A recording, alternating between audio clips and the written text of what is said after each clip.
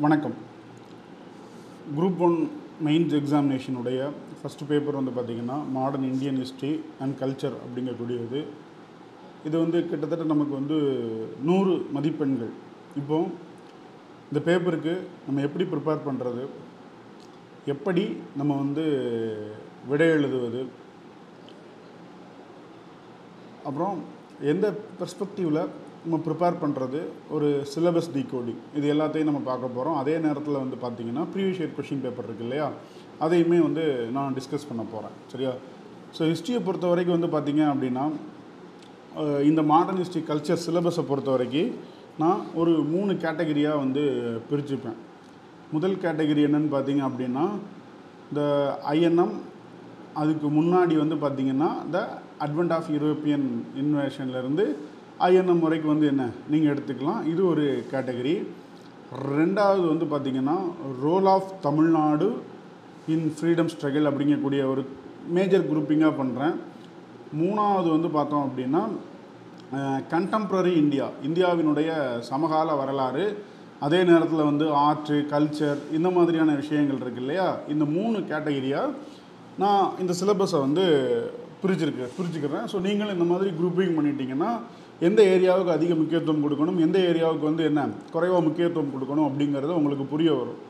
நார்மலாகவே வந்து பார்த்திங்கன்னா ஸோ இந்த ஐஎன்எம்ஐ, அதாவது வந்து என்னென்னா இந்த மாடர்ன் இந்தியன் ஹிஸ்ட்ரி, அது அரைவல் ஆஃப் யூரோப்பியன்லேருந்து role of Tamil Nadu in freedom struggle வரைக்கும் எல்லாருமே நல்லா ப்ரிப்பேர் பண்ணிடுறீங்க. பட் எங்கே நீங்கள் வந்து சின்ன சின்ன தவறுதல் பண்ணிடுறீங்க அப்படின்னு பார்த்தீங்கன்னா இந்த கண்டெம்ப்ரரி இந்தியா, சமகால இந்திய வரலாறு, அதே நேரத்தில் வந்து பார்த்திங்கன்னா சுதந்திரத்துக்கு பிந்தைய இந்தியா, அதே நேரத்தில் கலாச்சாரம், பண்பாடு, இது தொடர்பான நிறுவனங்கள், இந்த மாதிரியான விஷயங்களில் நீங்கள் சில விஷயங்களை மிஸ் பண்ணிடுறீங்க. முதல்ல இந்த 3 கேட்டகரியாக பிரிச்சிட்டிங்க அப்படின்னா உங்களுக்கு ஒரு கிளாரிட்டி கிடைக்கும். முதல்ல பார்க்கும்போது நிறையா இருக்கும். இந்த 3ஆக பிரிக்கும்போது you will get some more clarity. So இந்த 3 கேட்டகரியாக பிரிச்சிட்டிங்கன்னா சிலபஸை வந்து என்ன ஒரு குறிப்பிட்ட ஒரு வரையறைக்குள்ளே கொண்டு வந்துடலாம். வர ஹிஸ்ட்ரியை பொறுத்த வரைக்கும் வந்து பார்த்திங்கன்னா உங்களுக்கு நிறையா வந்து ஃபேக்ட் தெரியலாம். சரியா? ஆனால் அந்த ஃபேக்ட் எல்லாம் மார்க்காக கன்வெர்ட் ஆகுமானா ஆட்டோமேட்டிக்காக வந்து என்ன ஆகாது, கன்வெர்ட் ஆகாது. அது எப்போ கன்வெர்ட் ஆகும் அப்படின்னு பார்த்திங்கன்னா உங்களுக்கு தெரிஞ்ச அந்த ஃபேக்ட்ஸை, அந்த இன்ஃபர்மேஷனை, அந்த ஈவெண்ட்டை எந்த இடத்துல எப்போ நம்ம பயன்படுத்துகிறோம் அப்படிங்கிறத பொறுத்து மட்டும்தான் நமக்கு அது மார்க்காக கன்வெர்ட் ஆகும். இந்த விஷயம் புரிஞ்சுது அப்படின்னா உங்களுக்கு சில விஷயங்கள் போக போக தெரியும். இப்போ நான் சில விஷயங்களை உங்களுக்கு சொல்கிறேன். இப்போ it is a answer frame work அப்படின்னு நீங்கள் எடுத்துக்கலாம். சரியா? இப்போ நார்மலாக ஒரு கேள்வி கேட்குறாங்க அப்படின்னா மாடர்ன் இந்தியன் ஹிஸ்ட்ரியை பொறுத்த வரைக்கும் நீங்கள் எல்லோரும் எப்படி விடை எழுதுறீங்க அப்படின்னா உங்களுக்கு என்னெல்லாம் தெரியுமோ அது எல்லாத்தையுமே வந்து என்ன கடகடன்னு எழுத ஆரம்பிச்சிடுறீங்க. அப்படி எழுதுறதுக்கு பதிலாக அந்த அறிமுகத்திலேயே நான் என்ன தான் இந்த விஷயத்தை தான் எழுத போகிறேன் அப்படிங்கிறத சுருக்கமாக எக்ஸாமினருக்கு வந்து என்ன நீங்கள் கன்வே பண்ணிட்டீங்கன்னா you will get more marks. For example அது வந்து ஒரு கீவேர்டாக இருக்கலாம், இல்லை அந்த கொஷினுடைய டிமாண்டை அட்ரஸ் பண்ணக்கூடிய ஒரு குறிப்பிட்ட வார்த்தைகளாக இருக்கலாம். இது எல்லாத்தையுமே வந்து நீங்கள் ஒரு அறிமுகத்திலேயே நம்ம அவருக்கு கன்வே பண்ணிட்டோம் அப்படின்னா அவருக்கு நம்முடைய விடைத்தாளின் மீது வந்து ஒரு நல்ல ஒப்பீனியன் வரும். அந்த ஒப்பீனியன் வந்துச்சுன்னா என்ன, நமக்கு ஆவரேஜாக எல்லா கொஷினுக்கும் அதிகமான மதிப்பெண் வேணும். இப்போ இந்த பேப்பரை பொறுத்த வரைக்கும் எடுத்துக்கிட்டிங்க அப்படின்னா 100 மார்க்காக இருந்தாலும் அதிகபட்சமாக என்ன ஒரு 75, ரேரஸ்ட் ஆஃப் த ரேர் தான் என்ன 80 மதிப்பெண் அப்படிங்கிறது பெற முடியும். ஏன் அப்படிங்கிறது உங்களுக்கு தெரியும்னு நினைக்கிறேன். ஏன்னா டிஎன்பிஎஸ்சி டிஸ்கிரிப்டிவை பொறுத்த வரைக்கும் 2 எவாலுவேஷன். ஒருத்தர் எவாலுவேட் பண்ணுவார், ரெண்டாவது ஒருத்தர் எவாலுவேட் பண்ணுவார். இப்போ ஒரு 15 மார்க் கேள்விக்கு ஒருத்தர் 10 மார்க் கொடுக்குறாரு, இன்னொருத்தர் 13 மார்க் கொடுக்குறாருன்னா 23/2 தான் என்னவோ அதுதான் வந்து என்ன உங்களுடைய மார்க் 11. அப்போ இந்த கோணத்தில் நீங்கள் யோசிக்கணும். புரியுதுங்களா? அப்போ இதில் 75 மார்க்குன்னு நான் சொல்கிறேன் இல்லையா, அது எப்படி அப்படின்னா எனக்கு என்ன தெரிஞ்ச வரைக்கும் 4 10 மார்க் கேள்வி இருக்குது, அதே மாதிரி 4 15 மார்க் கேள்வி இருக்குது. சரியா? இந்த 15 மார்க் கேள்வியில் மேக்ஸிமம் ஒவ்வொரு கொஷினுக்கும் 12 மார்க் ஆவரேஜாக வாங்குறதுக்கு ட்ரை பண்ணணும். இதில் வந்து எடுத்துக்கிட்டிங்கன்னா ஆவரேஜாக வந்து என்ன 10 மார்க்குக்கு 7 மார்க் வாங்க நீங்கள் இது பண்ணிட்டீங்கன்னா கண்டிப்பாக நம்மளால் வந்து என்ன ஒரு 76 மதிப்பெண் தோராயமாக நம்மளால் வந்து கண்டிப்பாக பெற முடியும். இதில் கொஞ்சம் முன்ன பின்ன இருக்கலாம், பட் 70+ இன் மாடர்ன் ஹிஸ்ட்ரி அப்படிங்கிறது it is a good score. அப்போ மொதல் பேப்பரே வந்து நமக்கு வந்து பல்காக தூக்கி கொடுத்துரும். ஏன் இந்த ஹிஸ்ட்ரியில் வந்து நம்மளால் இவ்வளோ ஷுவராக சொல்ல முடியும் அப்படின்னு பார்த்தீங்கன்னா இந்த கேள்வி அப்படிங்கிறது கிட்டத்தட்ட 80% கேள்விகள் நம்மளால் வந்து என்ன எளிமையாக விடையளிக்கக்கூடிய வகையில் இருக்கும். அது புரிஞ்சுதுன்னா நீங்கள் இந்த 76 மார்க்கு இல்லை ஒரு 75லேருந்து 80 மதிப்பெண் எடுப்பது எப்படி அப்படிங்கிறது உங்களுக்கு தெரிய வரும். ஸோ அதை தான் வந்து நான் வந்து என்ன சிம்பிளாக வந்து நான் எக்ஸ்பிளைன் பண்ணியிருக்கேன்.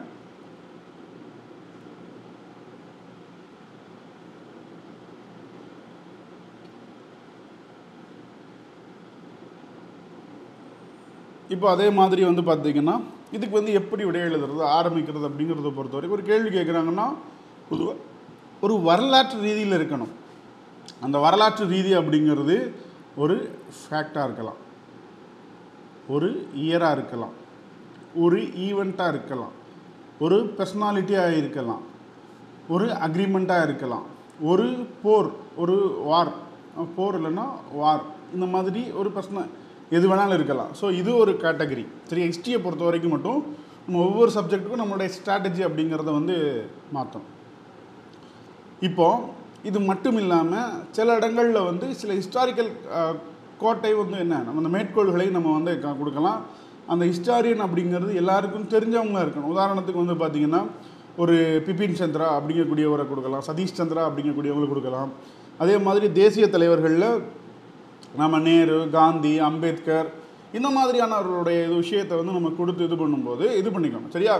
அப்போது இந்த மாதிரி ஒவ்வொரு தலைப்புக்குமே நீங்கள் என்ன பண்ணிக்கோங்கன்னா ஃபேக்ட்டு ஒரு ஒரு ஒரு ஒரு டெம்ப்ளேட் வந்து நீங்கள் க்ரியேட் பண்ணிட்டீங்கன்னா ஒரு பர்டிகுலர் தீமை வந்து என்ன நீங்கள் அட்ரஸ் பண்ணிடலாம். ஏன் அப்படின்னா நீங்கள் எழுதக்கூடிய அந்த இன்ட்ரோடக்ஷன் அப்படிங்கிறது குயிக்காக நீங்கள் யார் இன்னும் விட எழுத போகிறீங்க அப்படிங்கிறத நேரடியாக எவாலுவேட்டருக்கு சொல்லிடும். ஸோ அந்த பெர்ஸ்பெக்டிவில் தான் நான் இதை சொல்கிறேனே தவிர்த்து இது கிடையாது. நிறையா பேர் நீங்கள் என்ன நினைக்கிறீங்கன்னா உங்களுக்கு தெரிஞ்ச எல்லா விஷயத்தையும் பேப்பரில் எழுதிடணும்னு நினைக்கிறீங்க. அப்படி கிடையாது. உங்களுக்கு தெரிஞ்ச எல்லா விஷயத்தையும் எழுதணும் அப்படிங்கிறத காட்டிலும் கேள்விக்கு தேவையான விஷயங்களில் நீங்கள் உங்களுக்கு தெரிஞ்ச பாயிண்டில் எதெல்லாம் நீங்கள் ப்ரையாரிட்டி கொடுத்து எழுதுறீங்க அப்படிங்கிறது இட் இஸ் ரொம்ப முக்கியம். தென் கீவேர்ட்ஸ் அப்படிங்கிறது வந்து என்ன ரொம்ப ரொம்ப முக்கியம். அப்புறம் இந்த மார்க் ஹிஸ்ட்ரியை பொறுத்த வரைக்கும் வந்து பார்த்திங்கன்னா political, economical, social, religious, administrative causes அப்படிங்கக்கூடிய இந்த அடிப்படையில் நீங்கள் வந்து பார்த்துக்கணும். அதே மாதிரி தேவைப்படக்கூடிய இடங்களில் ஒரு ஃப்ளோ சார்ட்டோ, மேப்ஸோ, ஒரு டைம் லைனோ இது மாதிரியான விஷயங்களை நீங்கள் போடலாம். முடிவுரையை பொறுத்த வரைக்கும் அந்த பர்டிகுலர் ஈவெண்ட்டை பேஸ் பண்ணியிருக்கலாம், இல்லை ஏதாவது ஒரு இஷ்யூவை பேஸ் பண்ணியிருக்கலாம்னா அதை எம்ஃபசிஸ் பண்ணி வந்து என்ன நீங்கள் வந்து இது பண்ணுங்கள். அதே மாதிரி அது எதுவும் தாக்கத்தை ஏற்படுத்திடுச்சுன்னா அந்த தாக்கத்தை வச்சு நீங்கள் வந்து என்ன முடிவுரை கொடுக்கலாம். அதே நேரத்தில் வந்து ஹிஸ்ட்ரியோகிராஃபி அப்படின்னா அதை பற்றி பல்வேறு நபர்கள் என்ன சொல்லியிருக்காங்க அப்படிங்கிறத வச்சும் கொடுக்கலாம். அப்படி இல்லைன்னா மேற்கோள் இருக்கு இல்லையா, மேற்கோள் அடிப்படையாக வச்சும் நீங்கள் வந்து முடிவுரை கொடுக்கலாம். நீங்கள் வந்து இன்ட்ரொடக்ஷனில் ஒரு மேற்கோள் யூஸ் பண்ணிங்கன்னா கன்க்ளூஷனில் அகைன் ஒரு மேற்கோள் வந்து யூஸ் பண்ணாதீங்க. வேறு பெர்ஸ்பெக்டிவில் வந்து என்ன எடுத்துருங்க. It's just outline. சரியா? பட் இப்போ வந்து நான் சில எடுத்துக்காட்டுகளை வந்து உங்களுக்கு வந்து காட்டுறேன்.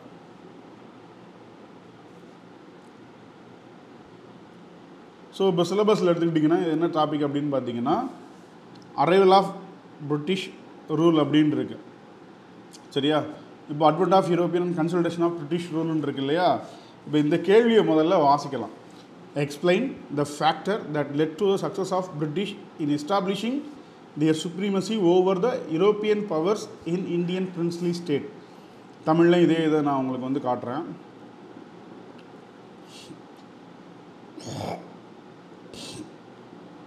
பிற ஐரோப்பிய சக்திகள் மற்றும் இந்திய சமஸ்தானங்களின் மீது தங்கள் மேலாதிக்கத்தை நிறுவுவதில் ஆங்கிலேயர்கள் வெற்றி பெற்றதற்கான காரணிகளை விளக்குக. உங்களுக்கு எப்போ ஒரு கேள்வியினுடைய தேவை முழுமையாக புரியுதோ அப்போ தான் வந்து உங்களால் அதனுடைய தேவையை பூர்த்தி செய்ய முடியுமே தவிர்த்து உங்களுக்கு தெரிஞ்ச எல்லாத்தையும் எழுதணும் அப்படிங்கக்கூடிய மனநிலையிலிருந்து நீங்கள் வந்து கொஞ்சம் சேஞ்ச் ஆவீங்க.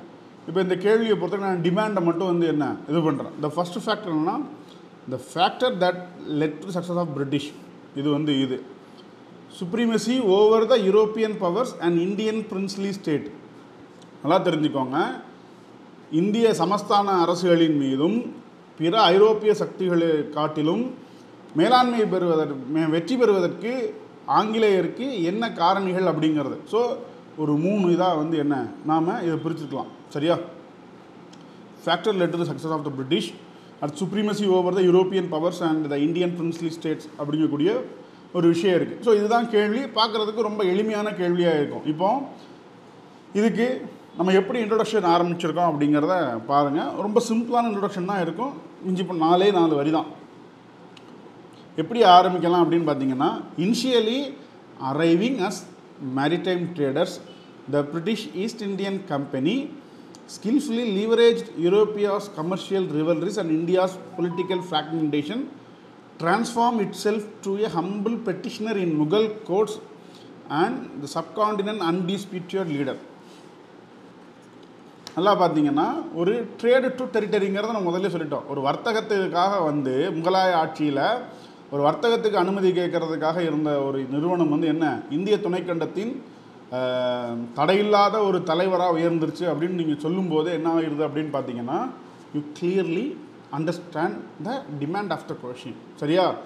எல்லா ஆங்கிலேயர்களைப் போல் இவர்களும் வந்து என்ன, வியாபாரத்திற்காகத்தான் வந்தாங்க. மற்றவங்களும் என்ன, வியாபாரம் தான் பண்ணாங்க. ஆனால் ஆங்கிலேயர்கள் மட்டும் என்ன, அவர்களையும் வெற்றி பெற்று இந்தியாவில் இருக்கக்கூடிய அரசுகளையும் வெற்றி பெற்று வந்து என்ன, ஒரு தனித்துவமான இல்லை அதே மாதிரி வந்து ஒரு முழுமையான தலைவராகிட்டாங்க அப்படிங்கிறது தான் சொல்கிறோம்.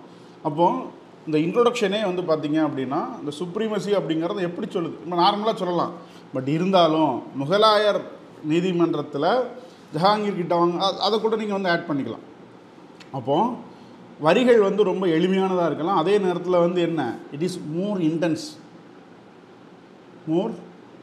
Intense lines. உங்களுக்கு புரியும்னு நினைக்கிறேன். இப்போ இந்த தமிழ்லேயும் காட்டுறேன். ஆரம்பத்தில் கடல் வழி வணிகர்களாக வந்த பிரிட்டிஷ் கிழக்கிந்திய கம்பெனி ஐரோப்பியாவின் வர்த்தக போட்டிகளையும் இந்தியாவின் அரசியல் சிதறல்களையும் திறமையாக பயன்படுத்தி கொண்டு முகலாய அவைகளில் ஒரு பணிவான மனுதாரர் என்ற நிலையிலிருந்து துணைக்கண்டத்தின் மறுக்க முடியாத எஜமானராக தன்னை மாற்றிக்கொண்டது.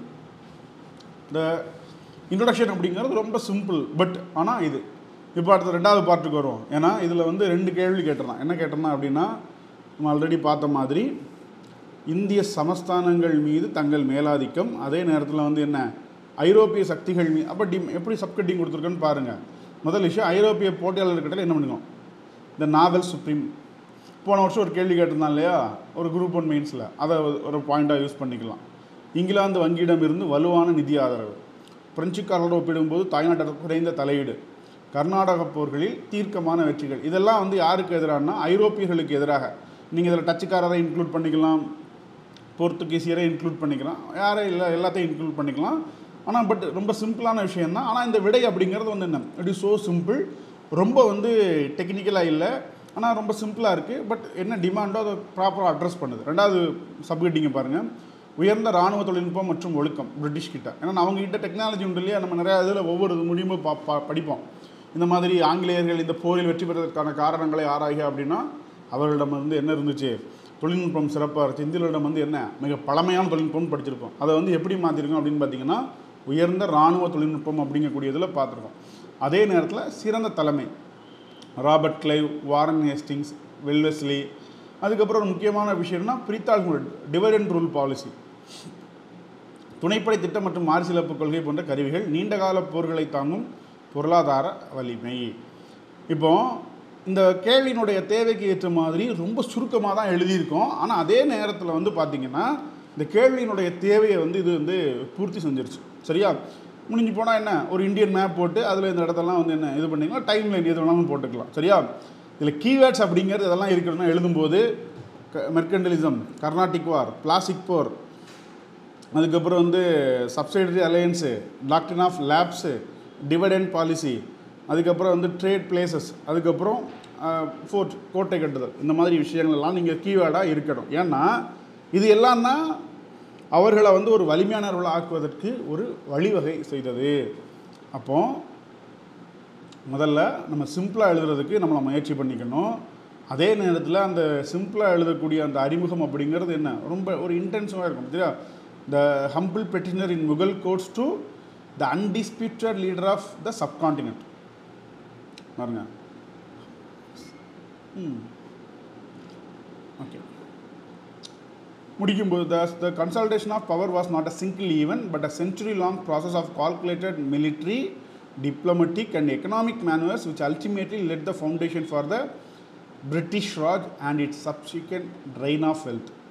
இதையும் வந்து நம்ம ஒரு பெர்ஸ்பெக்டிவில் உள்ளே வந்து இன்க்ளூட் பண்ணியிருக்கோம். அப்போ இது எல்லாமே உங்களுக்கு தெரியும். இப்போ நான் அந்த கேள்வியை பயன்படுத்தக்கூடிய எந்த விஷயங்களும் உங்களுக்கு தெரியாத விஷயங்கள் அப்படிங்கிறதே கிடையாது. அப்போது நீங்களும் இந்த மாதிரி சிம்பிளாக எழுதுறதுக்கு நீங்கள் ரெண்டாவது கேள்வி பார்க்கலாம். ஏர்லி அப்ரைசிங் அப்படிங்கிற தலைப்பில் எடுத்திருக்கேன். The 1857 revolt was not a sudden occurrence but the culmination of series of earlier uprising discussed in the context of South Indian and Vellore rebellions. 1857 ஆண்டு சிப்பாய் கழகம் ஒரு திடீர் நிகழ்வு அல்ல, மாறாக அது முந்தைய தொடர்ச்சியான எழுச்சிகளின் உச்சகட்டமாகும் அப்படிங்கிறத கொடுத்துருக்கோம். தென்னிந்திய மற்றும் வேலூர் கிளர்ச்சிகளின் பின்னணியில் விவாதிக்கவும். சரியா? என்ன கேட்டிருக்காங்கன்னா 1857 அப்படிங்கிறது என்ன ஒரு ஸ்பாட்டனஸ் மூவ்மெண்ட் அப்படிங்கிறது கிடையாது. அது வந்து என்ன ஒரு தொடர்ச்சியான ஈவெண்ட் தான். ஸோ அப்படி இருக்கக்கூடிய பட்சத்தில் வந்து தென்னிந்திய கிளர்ச்சியையும் வேலூர் கிளர்ச்சியையும் வந்து என்ன நீ வந்து விவாதி அப்படின்னு கேட்டிருக்கான். சரியா? இப்போ இதுக்கு அறிமுகம் கொடுத்துருக்கோம் பாருங்கள். இதை நம்ம எப்படி ஃப்ரேம் பண்ணணும்னா இது ரெண்டுமே வந்து என்ன ப்ரீகர்சர் டு இந்த 1857 ரிவோல்ட் அப்படிங்கக்கூடியதுக்கு ஒரு முன்னோடியாக நம்ம கட்டமைச்சிடணும். முதல்ல 1857 ஆண்டின் மாபெரும் கிளர்ச்சிக்கு நீண்ட காலத்திற்கு முன்பே பிரிட்டிஷ் ஆட்சிக்கு எதிரான எதிர்ப்பு உணர்வு தெற்கில் மூட்டப்பட்டது. பாளையக்காரர்களின் கிளர்ச்சிகளும் வேலூரில் சிப்பாய்களின் கிளர்ச்சியும் அதிருப்தியின் முக்கிய ஆரம்ப வெளிப்பாடுகளாக இருந்தன. மேலும் அவை வரவிருக்கும் பெரும் புயலுக்கான ஒரு முன்னோட்டங்களாக விளங்கின. சிம்பிளாக இன்ட்ரடக்ஷன். அப்புறம் வந்து பார்த்திங்கன்னா தென்னிந்திய காரணம் கொடுத்துருக்கோம், இம்பார்ட்டன்ட் லீடர்ஸ் கொடுத்துருக்கோம், சிக்னிஃபிகன்ஸ். இந்த இடத்துல வந்து பார்த்திங்கன்னா சொன்னோம் இல்லையா, உங்களுக்கு ஃபேக்ட் தெரிஞ்சிருந்தால் முக்கியத்துவம் அப்படிங்கிறத தாண்டிலும் அந்த ஃபேக்டை நம்ம எந்த இடத்துல வந்து என்ன பயன்படுத்துகிறோம் அப்படிங்கிறது. 1801 வந்து திருச்சிராப்பள்ளி பிரகடனம் இல்லை ஜம்புதீப பிரகடனம் அப்படிங்கிறது என்ன இந்தியாவில் இருக்கக்கூடிய எல்லாருமே வந்து என்ன ஒன்று சேர்ந்து பிரிட்டிஷாரை வந்து வெளியேற்றணும் அப்படிங்கக்கூடிய ஒரு பெர்ஸ்பெக்டிவில் இருந்தது இல்லையா சவுத் இண்டியன் ரிபெல்லியனில். அதுதான் முக்கியம். நமக்கு தகவல் தெரிஞ்சிருப்பது முக்கியமல்ல, அந்த தகவலை எந்த இடத்துல எப்படி பயன்படுத்தணும் அப்படிங்கிறது ரொம்ப முக்கியம். அடுத்து வெள்ளூர் கிளர்ச்சி அதே மாதிரியான காரணம், தன்மை, நேச்சர் ஆஃப் த ரிவோல்ட்டு, அதுக்கடுத்து இதோடைய முக்கியத்துவம். சரியா? ஒரு தெளிவான ஒத்திகையாகும். இது சிப்பாய்களின் குறைகளை அரசியல் நோக்கங்களுடன் இணைத்தது. பட் இந்த இடத்துல வந்து என்னென்னா இன்னும் நீங்கள் இது பண்ணணும்னா ப்ரொஃபஸர் ராஜையனுடைய மேற்கோள்களை காட்டலாம். அதே நேரத்தில் வந்து என்ன வீர் சவார்கருடைய மேற்கோள்களை நீங்கள் வந்து உள்ளடக்கி காட்டலாம். அப்போது இந்த மாதிரி நமக்கு தெரிஞ்ச விஷயங்களாக இருந்தாலும் அதை எந்த இடத்துல பயன்படுத்துகிறோம் அப்படிங்கிறது ரொம்ப முக்கியம். ஏன்னா 1857 ரிவோல்ட்டுக்கு முன்னோடிங்கிற ஒரு பெர்ஸ்பெக்டில் இது பண்ணுறோம்.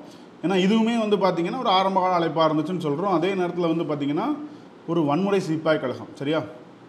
ஒரு தெளிவான ஒத்திகைன்னு கொடுத்துட்டோம். இப்போ வந்து என்னென்ன கிளர்ச்சி நடந்திருக்கோ அதை ஒரு மேப் போட்டு வந்து காமிச்சிருக்கலாம். அதே நேரத்தில் வந்து பார்த்திங்கன்னா கீவேர்ட்ஸ்னால் பாளையக்காரர், காவல் முறை, கட்டபொம்மன், மருதுவாண்டி, திருச்சிராப்பள்ளி பிரகடனம், சிப்பாய்களின் குறைகள், மத உணர்வுகள், இது மாதிரி இது பண்ணிக்கலாம். சரியா? அதோடைய கன்க்ளூஷனை பார்த்தீங்கன்னா மூர்க்கத்தனமாக அடக்கப்பட்ட போதிலும் இந்த தெற்கு கிளர்ச்சிகளில் பிரிட்டிஷ் அதிகாரத்தை சவால் செய்ய முடியும் என்பதை காட்டின. மத உணர்வின்மை மற்றும் வருவாய் அழுத்தம் போன்ற தவறுகளை வெளிப்படுத்தின. பிரிட்டிஷார் இவற்றை புறக்கணித்ததன் விளைவாக 1857 ஆண்டின் பேரழிவிற்கு நேரடியாக வழிவகுத்ததுன்னு சொல்கிறோம். ஸோ 1857 ரிவோல்ட்டில் என்ன கொழுப்பு தடவப்பட்ட தோட்டா அப்படிங்கிறது ஒரு முக்கியமான விஷயமா இருந்தது. அது வந்து என்ன ஒரு ரிலீஜியஸ். அப்போ இந்த இடத்துல வந்து பார்த்திங்கன்னா மத உணர்வின்மை, அதுக்கப்புறம் ரெவின்யூ. சரியா? அப்போ நம்ம எழுதக்கூடிய விஷயங்கள் எல்லாமே எல்லாருக்கும் தெரிஞ்சிருக்கும். ஆனால் அதை எந்த இடத்துல நம்ம எப்படி பயன்படுத்துகிறோம் அப்படிங்கிறது தான் மேட்ரு. இப்போ அடுத்த ஒரு கேள்வியை பார்க்கலாம். Compare, contrast the ideology of methods and achievements of moderate and extremist phases of the Indian national movement. இந்திய தேசிய இயக்கத்தின் மிதவாத மற்றும் தீவிரவாத கட்டங்களின் சித்தாந்தம், வழிமுறைகள், சாதனைகள். சரியா? 3 விஷயம் இருக்குது. முதல் விஷயம் வந்து பார்த்திங்கன்னா ஐடியாலஜி, மெத்தட்ஸ், அச்சீவ்மெண்ட்ஸ். இப்போ இதுக்கு இன்ட்ரோடக்ஷன் எப்படி கொடுத்துருக்கோம் அப்படிங்கிறத பாருங்கள். The evaluation of the Indian National Congress from 1885 to 1919 reflecting the growing political maturity and assertiveness of the Indian freedom struggle. Transition from the politics of the keyword underline பண்ணலாம். சரியா? politics of petitions of the moderates to the politics of protest of the extremist. இது நீங்கள் இந்த இன்ட்ரோடக்ஷனில் இந்த 2 கீவேர்டையும் வந்து என்ன நீங்கள் underline பண்ணிங்கன்னா யூ வில் கெட் மேக்ஸிமம் என்ன மார்க்கோ அந்த விஷயம். அப்போ அந்த வார்த்தைகளை நம்ம எப்படி ஒவ்வொரு விடைக்கும் பயன்படுத்துகிறோம் அப்படிங்கிறது ரொம்ப முக்கியம். ஒரு தகவலாக இருக்கட்டும், ஒரு வார்த்தையாக இருக்கட்டும், எந்த இடத்துல பயன்படுத்துகிறோம். ஏன்னா நல்லா பார்த்தீங்கன்னா politics of petition, politics of protest அப்படிங்கிற நீங்கள் சொல்லிட்டீங்கனால என்ன, அதுவும் நீங்கள் அறிமுகத்திலே கொண்டு வந்துட்டீங்க. அப்போ எவாலுவேட்டருக்கு வந்து என்ன புரிஞ்சிடும், ஓகே எக்ஸாக்டாக இவர் தான் சொல்ல வரார் அப்படிங்கக்கூடிய விஷயம் புரிஞ்சிடும். மாடரேட் ஃபேஸ் ஐடியாலஜிங்கிறதுல என்னெல்லாம் இருக்கு பாருங்கள். Faith in British justice, goal of constitutional reform within the empire. தமிழில் சுருக்கமாக எழுத முடியாதுன்னு சொல்கிறீங்கல்ல, அப்படிலாம் இல்லை. இங்கே பாருங்கள், பிரிட்டிஷ் நீதியின் மீது நம்பிக்கை, பேரரசுக்குள் அரசியலமைப்பு சிறுத்தம் சப்கெட்டிங்காக போட்டு எழுதலாம். அடுத்து முறைகள் 3 P's, அதாவது என்னென்னா ப்ரேயர், பெட்டிஷன், ப்ரோட்டஸ்ட். தலைவர்களை பொறுத்தவரைக்கும் Dadabhai Naoroji, G K Gokhale, Pherozeshah Mehta. Indian council அச்சீவ்மெண்ட்டை பொறுத்த வரைக்கும் வந்து என்ன, இந்தியன் கவுன்சில் ஆக்ட்டு. அதுக்கப்புறம் வந்து என்ன, ட்ரைன் ஆஃப் ஹெல்த் தியரி. இப்போ இதே நீங்கள் எழுதுனீங்கன்னா என்ன, அரை பக்கத்தில் எழுத முடியும், தாராளமாக அரை பக்கத்துக்கு மேலே வரும். நிறைய பேர் நினைக்கிறீங்கன்னா தமிழ் எழுதும்போது நம்மளால் வந்து சுருக்கமாக எழுத முடியுமா இல்லையான்னு நினைக்கிறீங்க. அப்படியெல்லாம் கிடையாது. தமிழ் எழுதினாலும் சரி தான், இங்கிலீஷ் எழுதினாலும் சரி தான், சுருக்கமாக எழுத முடியும். ஆனால் அதுக்கு வந்து ஒரு பயிற்சி. அடுத்து வந்து தீவிரவாதம், ஐடியாலஜி, ஸ்வராஜ். இங்கே வந்து பார்த்தீங்கன்னா ஃபெய்த் இன் பிரிட்டிஷ் ஜஸ்டிஸ். இவங்க வந்து என்ன, Swaraj is birth my right அப்படிங்கிறது சரியா. அவங்களுக்கு நம்பிக்கை இல்லை அப்படிங்க. மெத்தட்ஸ் வந்து சுதேசி. ஐடியாலஜி அப்படிங்கிறது என்ன, தன்னாட்சி. முறை வந்து என்ன, சுதேசி இயக்கம். அந்நிய பொருட்களை வந்து நம்ம புறக்கணிப்போம். பேசிவ் ரெசிஸ்டன்ஸ், தேசிய கல்வி. இந்த 3 வந்து என்ன, இவருடைய வழி. அங்கே 3P அப்படின்னா இங்கே இவருடைய வழிமுறை அப்படிங்கிறது இது.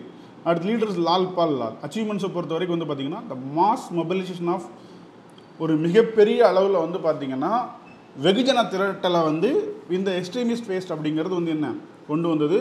அதே நேரத்தில் வந்து தேசிய பெருமையும் தன்னிறைமையும் வந்து என்ன இது வலியுறுத்துது. மூணாவதாக வந்து ரிவல்யூஷனரிசம் அப்படிங்கிறத நம்ம எடுத்துக்கலாம். பட் இந்த ரெண்டுக்கும் இடையில் வந்து என்ன கொஞ்சம் கொஞ்சம் போராட்டத்தின் மூலம் வந்து என்ன விஷயங்களை பண்ணலாம் அப்படின்னு. அப்போ இந்த இடத்துல வந்து என்ன, நீங்கள் ஒரு டீ சார்ட் போட்டு எல்லாத்தையுமே கம்பேர் பண்ணிக்கலாம். Safety valve theory, 3 P's, constitutional agitation, drain of wealth, Swadeshi, Swaraj, passive resistance, Surat split. இதெல்லாம் கண்டிப்பாக என்னவாக இருக்கணும் அப்படின்னா உங்களுடைய கீவேர்டாக இருக்கணும். இப்போ கன்க்ளூஷன் எப்படி கொடுத்துருக்கோம் அப்படின்னு பாருங்கள். While the moderates let the institutional and intellectual foundation for the freedom struggle, the extremist. நல்லா பாருங்கள், இவர்களை பொறுத்த வரைக்கும் என்ன, இன்ஸ்டிடியூஷனல் அண்ட் இன்டெலெக்சுவல் ஃபவுண்டேஷன் சரியா. எக்ஸ்ட்ரீமிஸ்ட் என்ன பண்ணுறாங்க அப்படின்னா சமூக தளத்தை வந்து என்ன விரிவு பண்ணுறாங்க. இதுக்கப்புறம் வந்து என்ன பண்ணுச்சு அப்படின்னா ஒரு மாஸ் பேஸ்டு காந்தியன் மூமெண்ட்ஸ்க்கு இது ஒரு முன்னோடியாக இருந்ததுன்னு வச்சுக்கலாம். 1895 வரைக்கும் இந்த எக்ஸ்ட்ரீமிஸ்ட் வர்ற வரைக்கும் நம்ம புக்கில் படிச்சிருப்போம். காங்கிரஸ் கட்சி என்பது என்ன, மேல்தட்டு வர்க்க நபர்களின் ஒரு கட்டமைப்பாக இருந்தது அப்படின்னு. ஆனால் எப்போ வந்து எக்ஸ்ட்ரீமிஸ்ட் பேஸ் உள்ளே வருது அப்போ தான் வந்து என்ன, it become a mass movement அப்படின்னு வந்துச்சு. அப்போது இப்போ இந்த கேள்வியிலையுமே வந்து நமக்கு என்ன விஷயங்கள் தெரிஞ்சிருக்கோ அதைத்தான் நம்ம வந்து எழுதியிருக்கோமே தவிர்த்து வேறு புதுசாலாம் எதையும் எழுதலை. புரியுதா? அப்போ இப்படி தான் எழுதுகிறோம். ஸோ லீடர் அப்படின்னு எடுத்துக்கிட்டிங்கன்னா இந்த மாதிரி ஒரு ஃப்ரேம் ஒர்க் வச்சுக்கோங்க சரியா. அவருடைய முக்கியமான இது இப்போ காந்தி எடுத்துக்கிட்டோம் அப்படின்னா காந்தியை பற்றி ஒரு கேள்வி எடுத்துருக்கேன் சரியா. Evaluate the contribution of Gandhi to the Indian freedom from the making of modern India. Gandhi, Mahatma Gandhi unique contribution of from the freedom struggle from elite led movement to mass satyagraha. அறிமுகத்திலே வந்து என்ன சத்தியாகிரகா, சத்யா, அகிம்சா இந்த 3ஐயும் கொண்டு வந்துட்டோம். இப்போ நேருவை பொறுத்த வரைக்கும் வந்து பார்த்திங்கன்னா போஸ்ட் இண்டிபெண்டன்ஸில் ஒரு ரோல் அதிகம். பார்லிமெண்ட் டெமோக்ரஸி, செக்குலரிசம் அண்ட் நான் அலைன் பாலிசி. ஃப்ரீடம் மூவ்மெண்ட்டில் என்ன பண்ணியிருக்காங்க, ஐடியாலஜிக்கல் கான்ட்ரிபியூஷன் என்ன, நேஷன் பில்டிங்கில் அவங்க என்ன பண்ணாங்க, இந்த மாதிரியான ஒரு விஷயத்தை நல்லா பார்த்தீங்கன்னா ஒரு 3 இதில் வச்சுக்கலாம். Political, social, economical and ideological contribution. இப்போ காந்தினா என்ன, சத்தியகிரகா, அஹிம்சா, ஹரிஜன், ட்ரஸ்ட்ஷிப், சர்வோதயா இந்த மாதிரியான விஷயங்கள்லாம் நீங்கள் வந்து என்ன உள்கொண்டு வந்துடணும். நேருக்கு வந்து என்ன, நேரு தொடர்பான ட்ரஸ்ட் வித் டெஸ்டினி, பஞ்சசீலம், NAM, secularism, temples of modern India, போஸ்னா forward block, Delhi Chalo, give me blood இந்த மாதிரியான விஷயங்கள்லாம் வந்து என்ன ஒரு டெம்ப்ளேட் மாதிரி நீங்கள் வந்து உருவாக்கிக்கணும். அதாவது வந்து பார்த்திங்கன்னா எல்லாமே நமக்கு தெரிஞ்ச விஷயமாக தான் இருக்கும். அதை எப்படி நம்ம இது பண்ணுறோம் அப்படிங்கிறது ரொம்ப முக்கியம். இப்போ அடுத்த கேள்வியை பார்க்கலாம். இதில் வந்து ஒரு கேள்வி கேட்குறேன் இல்லையா. Trace the significant stages in the constitutional development of India under the British, highlighting the key feature of the acts 1909, 1919, 1935 சரியா. இப்போ இன்ட்ரோ எப்படி கொடுத்துருக்கோம் அப்படின்னு பாருங்கள். இது 3 இதை கேட்டிருக்கோம். 3 இதில் உள்ள விஷயங்கள். The constitution development in was evolutionary process.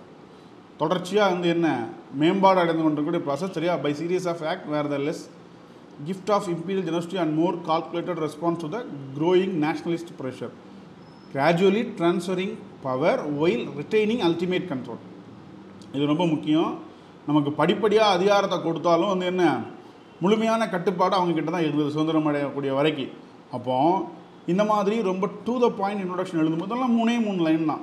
அதுக்கப்புறம் ஹெட்டிங்ஸ், ஃபவுண்டேஷன் 870 இதெல்லாம் எழுதிக்கலாம். இன்ட்ரோடக்ஷன் ரெப்ரசன்டேஷன் கொடுத்தது சரியா இதில். அதில் மின்டோ மார்லி, மாண்டேகி செம்ஸ்போர்ட், ஃபெடரலிசம் அப்படிங்கிற 1935, கல்மினேஷன் ஆஃப் கான்ஸ்டியூஷன். இந்த மாதிரி சின்ன சின்ன விஷயங்கள் எழுதுனா கூட வந்து என்ன போதும் சரியா. இப்போ role of Tamil Nadu in freedom ஸ்ட்ரகிளுக்கு வந்து நம்ம ஒரு கேள்வி கொடுத்துருக்கோம் பாருங்கள். Examine the unique contribution of Tamil Nadu to the Indian freedom struggle with special reference to the roles of V O Chidambaranar and Rajagopalachari. இப்போ அறிமுகம் எப்படி கொடுத்துருக்கேன்னு பாருங்கள். Tamil Nadu is contribution to the freedom struggle was a rich multifaceted சரியா, பல முனை வாய்ந்தது. போயட்ரியில் மட்டும் இல்லாமல் சுதேசியாக இருக்கட்டும், சில சட்ட மறுப்பியமாக இருக்கட்டும், இல்லைன்னா என்ன இதுக்கு முன்னாடி நீங்கள் பாளையக்கார ரிவோல்ட்டை கூட வந்து என்ன ஆட் பண்ணிக்கலாம். முதல்ல இந்தியாவில் எதிர்த்த ஒரு பெருமை வந்து என்ன பாளையக்காரர்களுக்கு வந்து உண்டு. அப்போ இந்த மாதிரியான விஷயம். சப்ஹெட்டிங் பார்த்தீங்கன்னா யாலி nationalism and Swadeshi movement, the Gandhian era, social reform and the parallel movements, post independent contribution. ஒரு சின்ன மேப். அப்போ கன்க்ளூஷனை பொறுத்தவரைக்கும் பார்த்தீங்கன்னா Tamil Nadu's role was not just supportive but pioneering contributing to unique economic, literary and social dimension to the all India struggle for freedom and shaping the future policy of the nation. இதே தமிழ்லேயே இருக்குது, நான் டெலகிராம்லேயே update பண்ணியிருக்கேன். நீங்கள் டெலகிராமில் வந்து என்ன இதை வந்து இது பண்ணிக்கலாம். சோஷியோ கல்ச்சரல் ஆஸ்பெக்டில் நீங்கள் இது பண்ணிக்கலாம். தமிழ்நாடு ஜஸ்டிஸ் இருக்கு இல்லையா, இந்த விஷயங்கள் இதையும் நீங்கள் வந்து என்ன கொஞ்சம் இது பண்ணிக்கோங்க. இது கொஞ்சம் இது சரியா. Origin, achievements and legacy of the Justice Party in laying the foundation for the social justice ideology in Tamil Nadu. Justice party வந்து என்ன பிராமின் மூமெண்ட், நான் பிராமின் மூமெண்ட்டில் பிறந்த ஒரு குழந்தை அப்படின்னு வச்சுக்கலாம். Pioneering force in Indian politics that champion the cause of social justice. நீங்கள் Tamil Nadu justice பார்ட்டினாலே என்ன சோஷியல் ஜஸ்டிஸ் அப்படிங்கிறது அதே இடத்துல வந்து பார்த்தீங்கன்னா representation become national agenda, origin and growth, key achievements in power, reason for decay, enduring legacy, இப்போ வரைக்கும் இருக்கு இல்லையா அது. அப்போ ஒவ்வொரு விஷயத்துலையும் ஒரு பேசிக்காக ஒரு குறிப்பிட்ட தீம் எடுத்து ஒன்றொன்றையும் நான் டிஸ்கஸ் பண்ணியிருக்கேன். அப்போ இதே மாதிரி நீங்களும் சில தலைப்பெல்லாம் வந்து என்ன குரூப்பிங் பண்ணிவிட்டு இந்த மாதிரி வந்து அறிமுகம் எழுதுறது, அதுக்கு எப்படியெல்லாம் நம்ம கீவேர்ட்ஸை வந்து என்ன உள்ளே கொண்டு வந்து இது பண்ணுறதுங்கிற விஷயத்தெல்லாம் நீங்கள் பண்ணிட்டீங்கன்னா டெஃபினட்டாக உங்களால் என்ன பண்ண முடியும், இது பண்ண முடியும். அதே மாதிரி ப்ரீவியஸ் இயர் கொஸ்டின் பேப்பரை டாபிக் வைஸாக கொடுத்துருக்கேன்.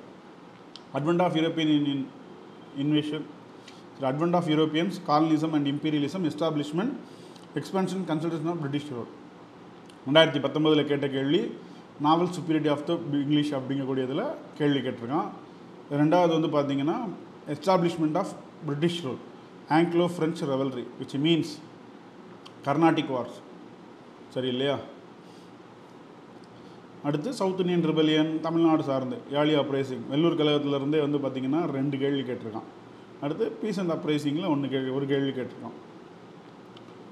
Moderation, extremism, terrorism movement in Indian patriotism, international influence ஒரு கேள்வி, ரைஸ் ஆஃப் நேஷனலிசம். இப்போ இந்த மாதிரி சிலபஸ் டாப்பிக்கை கனெக்ட் பண்ணி பார்க்கும்போது அடுத்து வரக்கூடிய விஷயங்களை நீங்கள் எந்த அளவுக்கு வந்து கொஷினை ப்ரிடிக்ட் பண்ணலாம் அப்படிங்கிறதுக்கு உங்களுக்கு இது ஹெல்ப்ஃபுல்லாக இருக்கும். ஸோ இந்த ஒரே ஃபைலில் உங்களுக்கு ப்ரீவியஸ் இயர் கொஷின் பேப்பரும் இந்த மாதிரி கடந்த 4 வருஷத்தில் இருக்கக்கூடிய 40 கேள்வி அதுக்கான விடைகளும் வந்து என்ன நம்ம வந்து ப்ரொவைட் பண்ணியிருக்கோம் சரியா. ஜஸ்ட் வந்து பாருங்கள். அது மட்டும் இல்லாமல் சிலபஸை வந்து ஒட்டுமொத்தமாகவே டீகோட் பண்ணி கொடுத்துருக்கோம். இது வந்து உங்களுக்கு ஒரு மாடர்ன் இந்தியன் ஹிஸ்ட்ரிக்கு எப்படி ப்ரிப்பேர் பண்ணணும் அப்படிங்கிறத தாண்டி எதெல்லாம் ப்ரிப்பேர் பண்ணணும் அப்படிங்கக்கூடிய ஒரு தெளிவான ஒரு வழிகாட்டுதலாக அமையும் சரிங்களா. ஸோ அதே மாதிரி நம்ம குரூப் 1 மெயின்ஸில் ப்ரைம் பேட்ச் அப்படிங்கிறது ஒன்று ஸ்டார்ட் பண்ணியிருக்கோம். ஆல்ரெடி இதுக்கான விஷயங்கள் எல்லாமே வந்து என்ன போய்கிட்டே இருக்குது. You can join and enrol in it. ஷெடியூலை பற்றி நான் வந்து என்ன உங்களுக்கு டீட்டெயில்டாக லேட்டர் ஐ வில் எக்ஸ்பிளைன்.